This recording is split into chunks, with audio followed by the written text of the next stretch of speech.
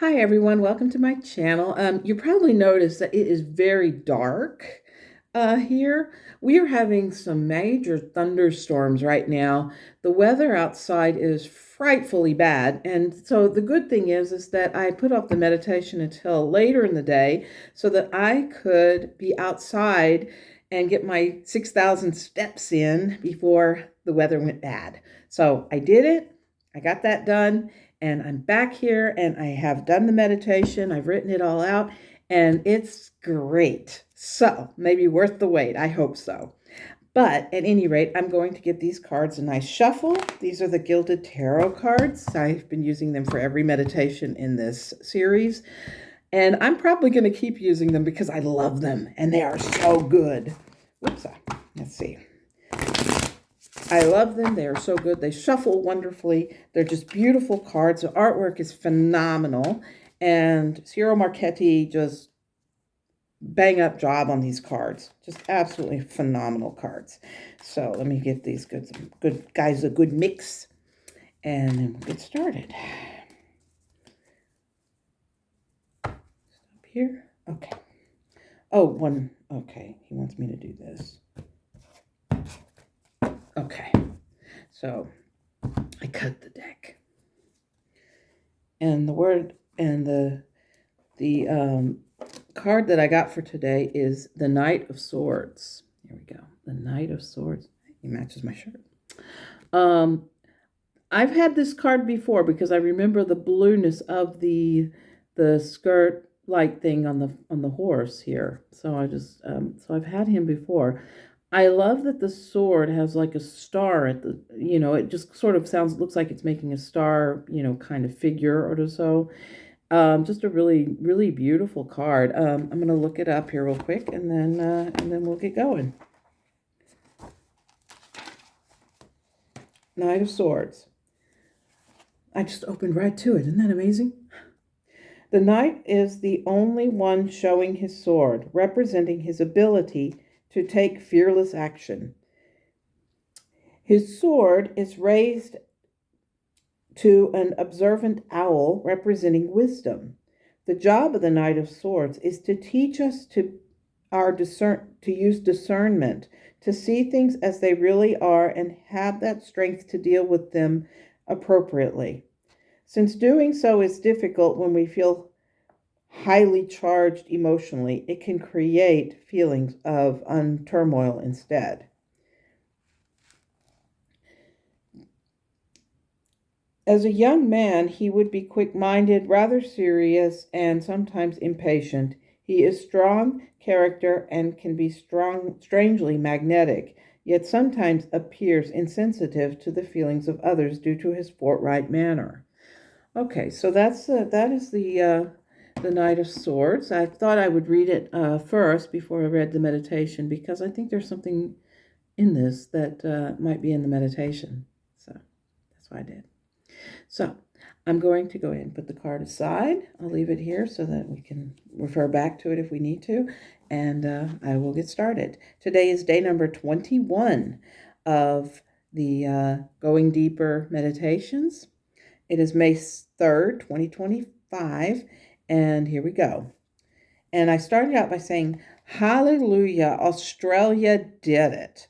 I am so pleased for my Australian friends. And Sunshine says, you've always liked that country. I said, yes.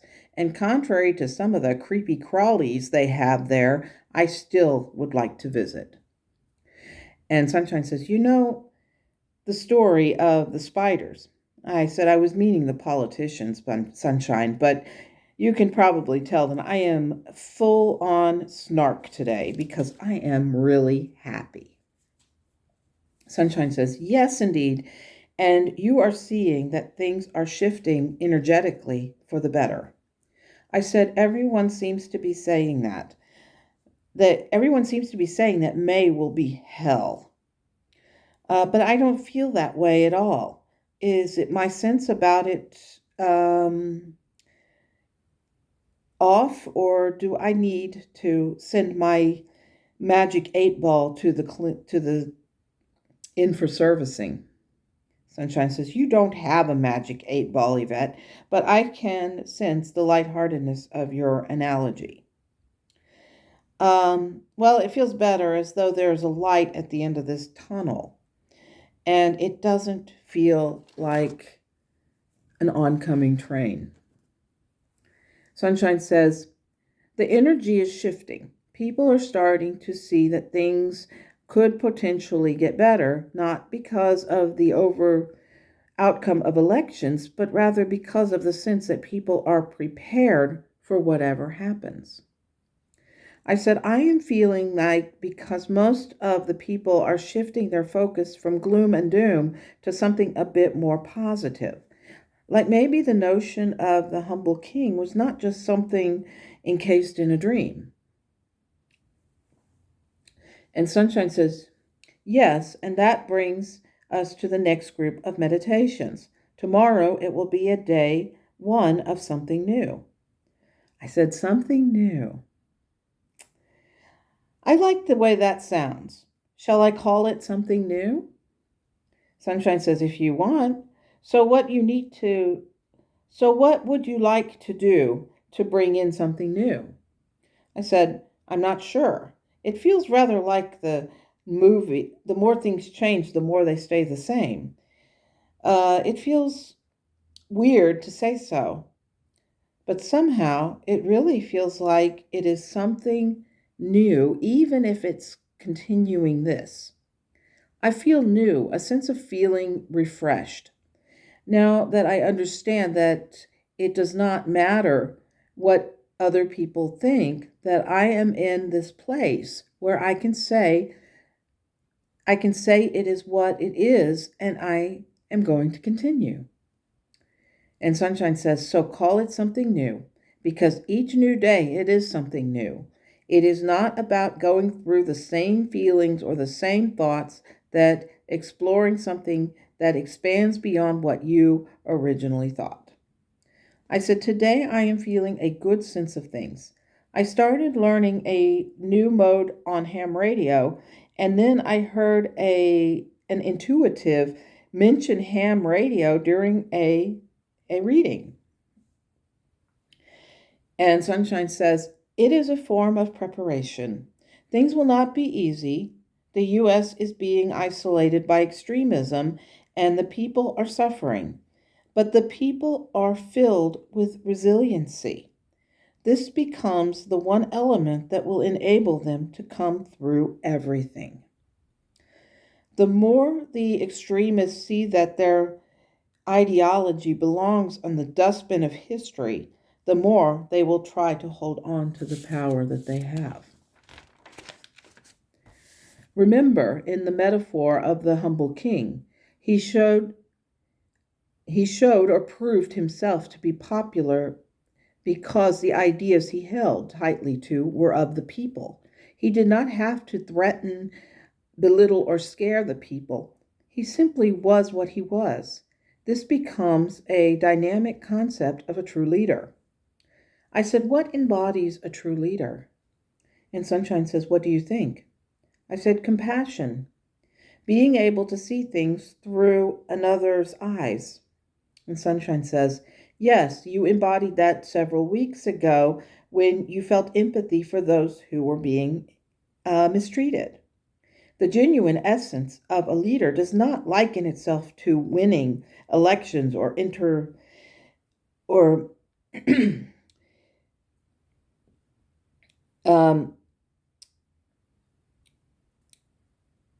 interpreting composition, inheriting acquisition as most kings do. Instead, it coincides in the notion that people are entitled to living a life and controlled or threatened by others, but instead being able to coexist with one another because you have the same goals in mind. Did you ever notice how the evildoers use a sense of control, forced capitulation, or the idea of blackmail to keep or maintain their power or position or role? A true leader does not obtain power merely through force, but through the respect respect of others. Do you think that Volodymyr Zelensky was a leader that the entire Ukrainian people wanted? He was not as popular as you think. He was an actor, a comedian. Do you believe that this man anticipated that by being a statesman that he would one day become respected and admired the world over? He showed his strength through all of the challenges he faced, but he also came to a point where he demonstrated his courage and leadership. I said, so is Zelensky the humble king? Sunshine says, he is the embodiment of a courageous leader. He is not a king in that sense, but yes, he embodies the emotional capacities of what some would call the humble leader. The use of the term king embodies the idea that one rules over the people. So in the earthly instance, the concept is not to rule over, but instead to lead. The concept is in a state of evolution. It will evolve to such a place where people will see that the role of leadership is an element of being empowered. Empowerment cannot be forced. And for that reason, the current atrocity in the White House and those around him will never be empowered. I said, I saw that picture of him as the Pope. What an absolute insult to anyone of the Catholic faith. It was disgusting. And I said, at that point, I could hear my grandmother mumbling shitbag. But that was all I heard.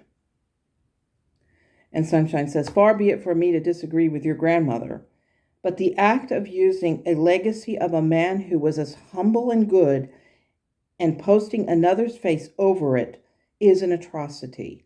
This does not make the leader a good man.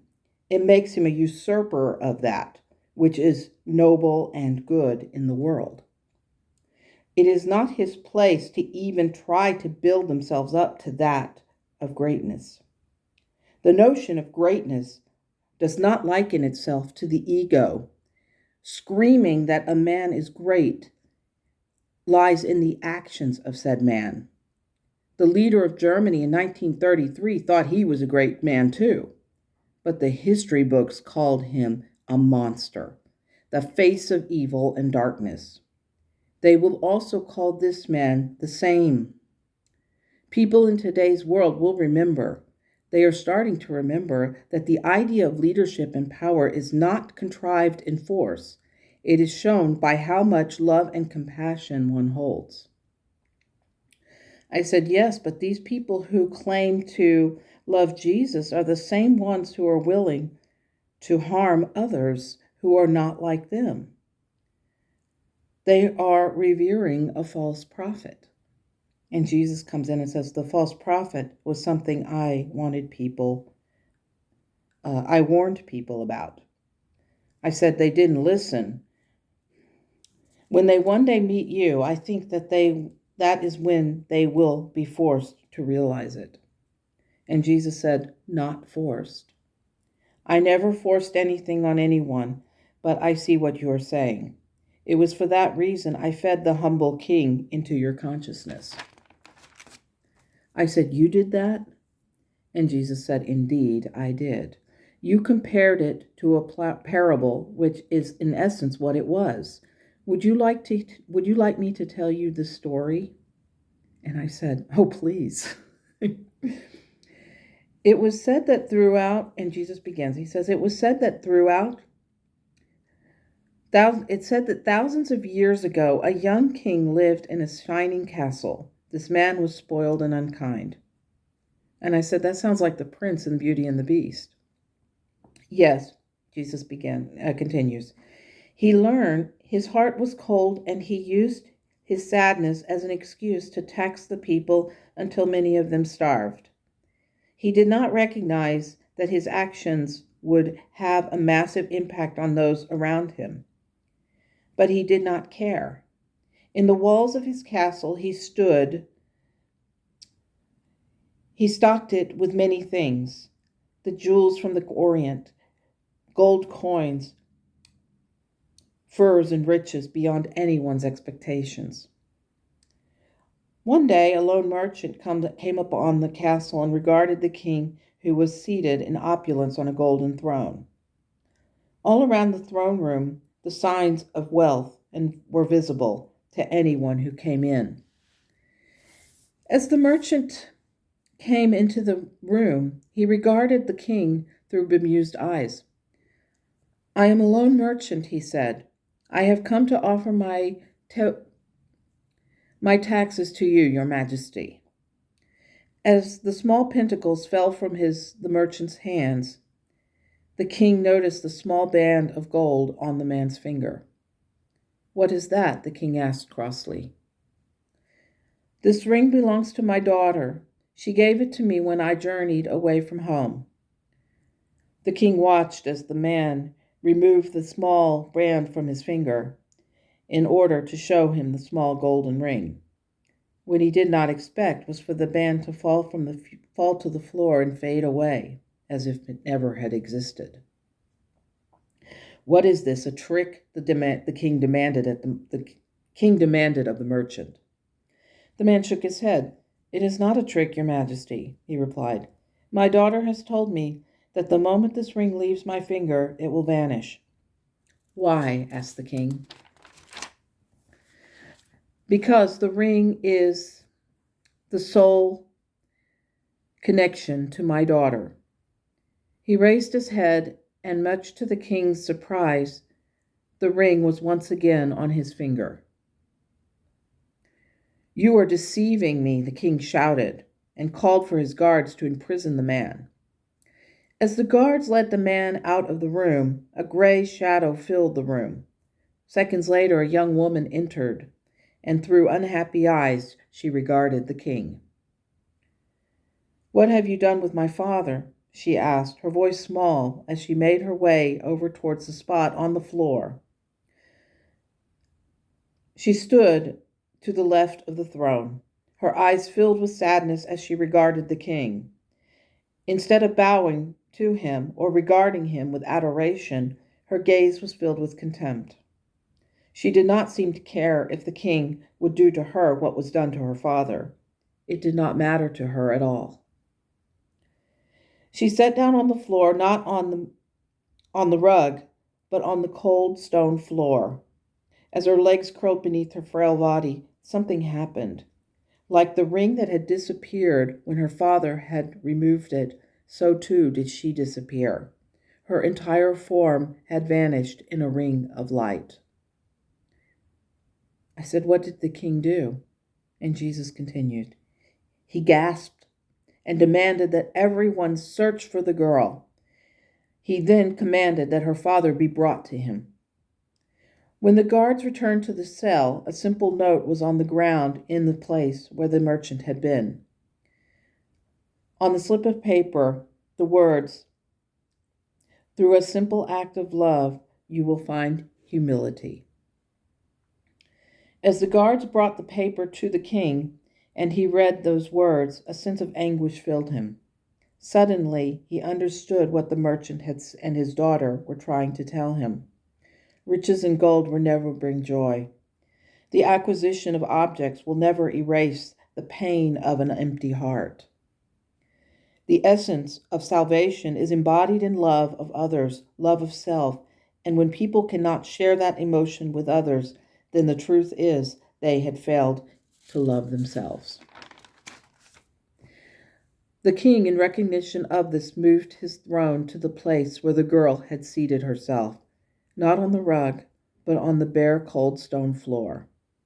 He returned the riches that he had acquired to the people and began to see the world in a whole new way.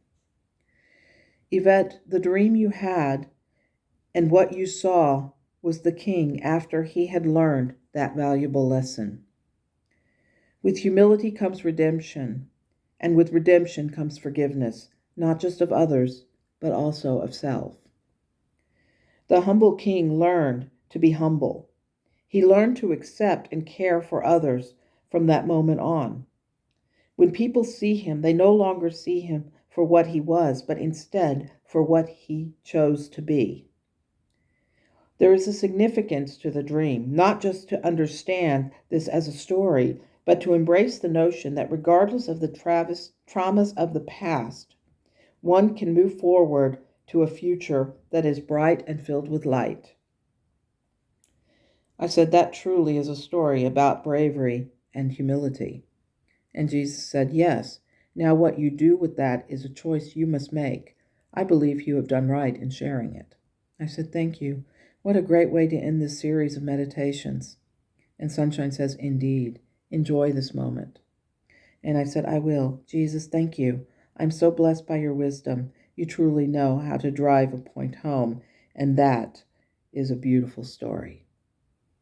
And with that, I ended. And wow, it really is a beautiful story. I cannot believe that one dream, a simple 5-second moment, has opened up such an amazing lesson. It is truly a massive, massive thing. And how this fits in, I don't know. But what I feel is that the wisdom of the dream, the wisdom that he acquires, and the courage that he possesses is also an embodiment of the humble king and of what happened to him and how he became the humble king. It is a real lesson. It's something that I think when they described it a couple of days ago as a parable, I kind of was like, a parable? And now I understand why it was described as a parable, because that is what it was. It was a lesson that I needed to learn and that I needed to share. With that, I'm going to pull another card. And I got the King of Swords. There's the Royal card, the King of Swords. Let me pull this up here.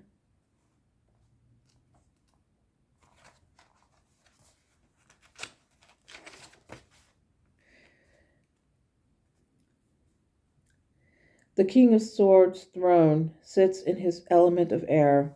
His sword is prominently displayed, and he appears to be deep in thought. The King of Swords has a cool, detached air, which makes him rather difficult to fathom. A case of still waters run deep, which can make him intriguing. Usually he is strong with an easy air of authority and just nature. He is a rational man with analytical thinking who prefers logic to emotion and likes clear, set rules. Emotionally, he can appear misleading, for although he tends not to make great shows of public emotion, as a partner he's strong and loyal to his loved ones and takes his responsibilities seriously. So, there you go. So, at the very end of this, we find the king. So, I thank you for being here. Thank you for listening. And I wish you a wonderful day. And as always, namaste.